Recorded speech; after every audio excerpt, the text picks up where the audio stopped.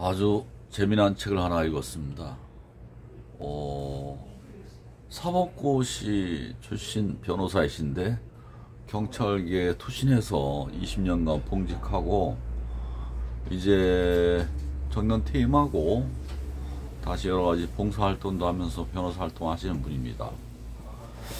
제목이 경찰이 위험하다.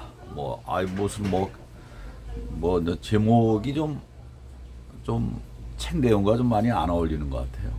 경찰이 위험하다 그건 아니고 경찰관으로 봉직하면서 이러이러한 점이 개선됐으면 좋겠다라는 것이 주된 내용입니다. 그리고 경찰대를 굉장히 비판합니다. 경찰대 비판 정말 수용해야 된다고 봅니다. 그리고 경찰의 또 하나 문제점은 이 시험으로만 승진하는 제도, 특히 영어 성적이 당락을 좌우하는 그러한 현실이 너무나도 슬프네요. 이게 저는 예를 들어 미국을 생각한다. 미국은 영어가 본나라니까 평가에 영어가 없죠, 당연히. 그렇게 해서 이렇게 경찰관의 자질 문제라든가 승진에 대한 여러 가지 차이점도 설명하고요. 동두천 경찰서장 할 적에 미군들의 훈련들을 많이 봤나 봐요. 그런 거에 대한 내용이 있습니다.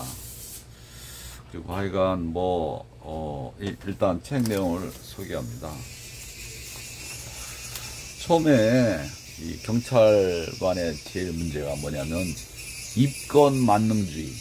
입건을 하는 것이 실적이다 보니까 입건을 하는데, 문제는 입건을 하게 되면 그 당사자는 여러 가지 아주 사소한 사건이 있지만 전과자로 남게 되고 또 등등 이런 게 이제는 문제가 되는 것이죠. 그래서 즉결 심판 제도를 또한 합의하는 제도, 이런 거를 많이 도입했으면 좋겠다. 그래서 이게 민사사건, 그동안에 사건을 조정하다 보면 뇌물수수 이런 건이 많이 발생하기 때문에 이런 것을 그랬는데, 이제는 뇌물수수가 많이들 안 저지르지 않습니까? 그리고 청소년, 생계형, 이런 거에 대한 처분도 좀 고려해야 되지 않는가. 이것도 맞다고 생각합니다. 왜냐하면 생계형 같은 경우는 벌금이 너무 높고, 청소년 같은 경우는 기소유예 처분 받더라도 전과가 남기 때문에 고려해야 된다. 다 맞는 말인 것 같아요. 그 다음에 이제 미국의 여러 가지 기법 이런 것이 한국에서는 아직까지 정착이 안 됐다는 게 정말 미국에서는 여러 가지 이제 신문하는 기법도, 저도 경찰서 와서 조사받을 때 한 3건이 있었는데요. 문답식으로다가 조사합니다. 그래서 답답하더라고요. 이렇게 문답식. 그냥 예, 아니요, 이런 식으로다가 하는 것이 조사가 합당한지. 그 다음에 이제 지휘관 입장에서 소통하는 방법을 제시합니다. 부속실을 포기하라. 직접 이렇게 부하와 만나라. 두 번째, 회의 주제 방법을 따로 배워라. 말하기 전에 경청하라. 이런 거는 아주 중요한 것 같아요. 그 다음에 이제 경찰대에 대한 비판이 이제 쫙 쏟아집니다. 경찰 81년도 경찰 초급 간부 육성을 위해 설립했다. 그러나 수능이 아무리 뛰어나도 경찰에 들어와가지고 진급이 아주 보장되고, 거기다 나와서 또 고시 공부만 매진합니다. 우수 졸업생은 행정대학원 석사과정에 진학하고, 고시에 합격하면 경정으로 다 자동 승진되고, 그러다 보니까 일단 실무에 약한 거죠. 이렇게 하면 안 된다. 하여간 본청 가보면 90% 이상이 경찰대 출신이다 보니까 경찰도 전에 국비 지원에 하여간 경찰대학 존립할 근거가 없다 이거예요. 대만처럼 순경이나 경장 중에 우술력을 선발해서 경찰대에 편입시키는 방법. 하여간 이런 거를 굉장히 비판하기 때문에 이 책을 내면서도 고민이 많았다고 합니다. 그러나 이 책 내고 나서는 아주 인기가 좋은 모양이에요.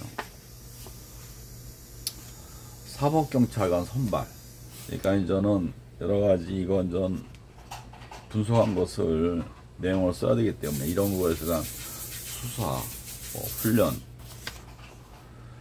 그 다음에 이제 선진국 같은 경우는 경찰관 1인당 담당 인구가 400명이라고 합니다. 이런 거 기준으로 우리가 아직 많이 부족하다. 그 다음에 이제는 경찰서와의 파출소의 관계. 전체 사건의 97%가 파출소에서 벌어진다고 합니다. 서류 업무로 하는 것 많이 바뀌어야 된다. 문서에 치인다. 파출소는 공문의 정착지다. 교재 도 많이 바뀌어야 된다. 그 다음에 경찰관 현재 평가는 기소 이권에 치우쳐 있다. 이러면 안 된다. 검찰에 대한 비판도 있습니다. 생색낼 만한 사건 내려보내지 않고 이첩 사건은 또 다시 또 내려보내고. 이게 경찰관 업무에 이제 어려운 점, 야근. 3개 팀이 3일에 한 번씩 야근하는 거. 그리고 관악경찰서 파출소에 흉기 난입 사건이 있었는데요. 이게 실질적으로 제어하기가 너무 힘들다고 합니다. 테이저건이 있는데 그거 많지도 않고 익숙하지가 않으니까 결국 권총을 사용하게 되는데 이것도 정말 어려운 점이 많고. 하여간 난 이것도 놀랐어요. 지구대 파출소 내 CCTV가 있는데 영상만 찍지 녹음은 금지되어 있다네요. 이게 왜 그런 건지 난 도저히 이해가 안 가네요. 그 다음에 이전 범죄에 이러한 조회하는 거가 많이 개인정보 때문에 어려운데 간단한 단순한 거는 예를 들어 어떤 전과 이런 거 정도는 간단하게 좀 알 수 있게끔 경력조를 해야 되지 않느냐. 사건이 발생하면 다 이제 CCTV에 의존한다. 그 다음에 이제 이거 제도가 선진국에서는 CPTED, 세테드, 나의 도시환경 설계 때 아예 CCTV 위치 설정, 조명 밝기, 지하주차장 비상벨 등등 기본 원칙이 있다고 합니다. 그래서 이거 제가 보다 빨리 도입돼야 될 것 같아요. 그 다음에 이제는 법원, 검찰, 경찰 건물이 좀 소박하게 지어져야 된다. 너무 위협적이다. 그 다음에 이게 이제는 스마트한 시대니까 모든 것이 인터넷으로다가 접수한다든가, 그리고 납부금도 편하게 한다든가, 그 다음에 경찰 민원 전화를 무조건 182로 통화시키는 건 문제고, 다 나눠져서 직접 이렇게 담당을 받을 수 있게 해야 된다. 그 다음에 이제는 탈북자 관리가 어렵다. 경찰관 실무 과목이 쭉 있는데 결국 영어에서 다 당락이 된다. 그러지 말고, 그 다음에 여기 또 제가 궁금했던 거 탐정제도 이거가 필요하다. OECD 국가 중에 우리만 안 하고 있지 않습니까? 이게 결국은 부족한 경찰 업무를 탐정 제도가 커버할 수 있다고 하네요. 예를 들어 청소년 가출, 치매론 실종, 분실 도난, 지적 재산권 침해 등등 이런 거가 탐정 제도가 있으면 민간에서도 이런 자격을 갖고 조사할 수 있다 보니까 이것을 너무 사생활 침해로만 보지 말라고 하네요. 수사, 고소고발, 인지사건. 하여간 인지사건도 결과를 당사자한테 통보해야 됩니다. 정말 이거 알고 나서는 저 대한민국 검찰 뭡니까? 인지수사한 거는 당사자한테 알리지 않고 유시민 사건 케이스 그거지 않습니까? 말도 말장난하듯이 거짓말하고, 노무현 재단 건으로다는 조사 안 했다. 다른 건으로 조사했잖아요. 그러면 조사했느냐 안 했느냐가 중요한 것이지, 은행 계좌. 그건 말장난이죠. 정말 나쁜 놈들이야 진짜. 개새끼들. 하여간 이런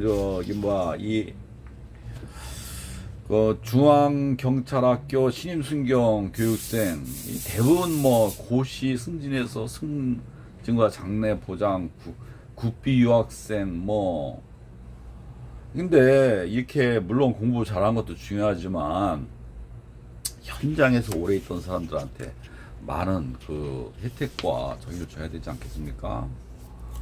이런 거에 대한 것을 일꾼 얘기합니다. 그 대부분 파출소 직원 실무 부족. 여기에 뭐 재밌는 표현도 있네요. 또 이렇게 이제 경찰 수사관이 하는데 진실을 판단해야 된다고 합니다. 7대 2대 1의 법칙이 있다고 합니다. 70%는 딱 알아맞히지만 10%는 오판이며 나머지 20%는 모호하다고 합니다. 그러니까는 30%는 잘못하는 거예요. 경찰관 선발제도, 영어에 대한 비판 또 나옵니다. 하여간 뭐 그다음에 미국 같은 경우는 현장 근무를 해야 수당이 많아서 일전 자기 수입이 많아진다고 합니다. 미국은 이제 주 40시간이 규정된 시간이고 그 시간 외에는 수당을 받는데 다양한 하여간 밖에 나와서 힘든 일, 시위 진압, 마약 단속, 음주 단속 이런 거 하는데 더 수당이 높다고 합니다. 우리도 이런 식으로 가야죠. 그래서 힘든 일을 하는 사람한테 급여가 더 진행돼야 되고 한 20년 근무 후에 은퇴해도 연금 받으면서 한다고 합니다. 미국은. 그다음에 미국에서는 체력검정, 심리검사 이런 것이 훨씬 더 중요하다고 합니다. 사이버 특채 비판합니다. 제대로 적절하게 배치해야 되는 것이. 그 다음에 유치장은 많이 좀 더 개선해서 유치장에서 자해행위가 없도록. 경찰서 사람들도 스트레스 많이 시달린다. 청소년 범죄는 초범 관리가 중요하다. 정말 이건 맞는 얘기 같아요. 그 다음에 네덜란드 같은 경우는 일반 시민 중에서 자원경찰 제도가 있고요. 그 다음에 여기 대배심 제도 나옵니다. 수사 단계에서 참여할 수 있는 거. 그 다음에 피해자에 대한 보상. 우리가 피해자에 대한 보상이 굉장히 부족합니다. 그 다음에 가정신고에 적극적으로다가 개입해야 된다. 난동을 부리면 유치장에 입감시켜야 된다. 하여간 다시 나옵니다. CCTV 왜 녹음되지 않는가? 그 다음에 이제는 이렇게 5개 집회는 소음 기준으로 다 해서 단속해야 된다. 그 다음에 공개 수배는 일단 인상착의하고 범죄 명만 해서 많이 볼 수 있게끔 인터넷을 통해라든가 방식으로 많이 개선해서 해야 된다고 봅니다. 여기 또 나오네요. 형사 사건에도 조정제도가 도입돼야 된다. 일본이 그걸 많이 활용하고 있죠. 일본이 그렇습니다. 하여간 퇴직하고 나서는 마누라가 더 무섭다고 합니다. 그래서 이제 평택시청 가서 민원실 법률 3당 무료 법률 하고 있고요. 피해자에 대한. 그 다음에 경찰관 출신 중에서 여러가지 어렵게 된 분들 돕는 운동도 이 책 판매에 또 다 기증했다고 합니다. 저도 이 책을 사무로 인해 가지고 도움을 드린 거네요. 하여간 이 책 암 투병이나 공상 인정하고 있는 경찰관한테 도움을 주는 마지막 사진으로다가 이 책을 마무리합니다. 경찰이 위험하다. 그 사시 통과하신 분 중에서 경찰관에 이렇게 투신하신 분인데, 이종우가 통화했더니 대학교 후배이면서 학창 시절에 잘 알고 지냈다고 하네요. 네. 좋은 인품의 후배였다고 합니다. 네. 박상용 변호사님이에요.